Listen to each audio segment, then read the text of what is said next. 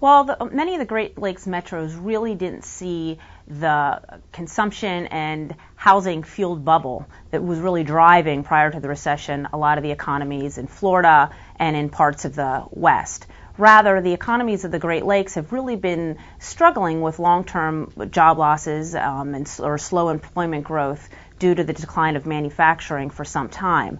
So they've been experiencing some of these trends for several decades, and then they were just accelerated with the onset of the Great Recession. Well, certainly, again, these places have been struggling for really a number of decades with long-term declines in the manufacturing sector.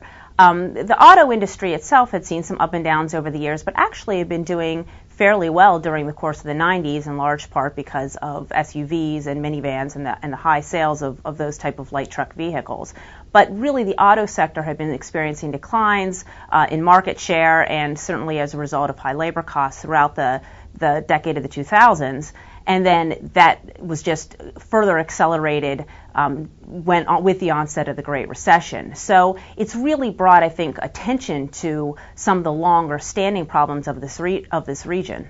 A lot of the region was hit by the decline in the auto industry. Certainly, we hear most perhaps about Detroit, but there were a lot of other communities that were very reliant on the auto sector, places like Grand Rapids, Dayton, Toledo, that through the supply chain and through losses in the manufacturing of automobiles really have experiencing some of these same losses that you've seen in Detroit.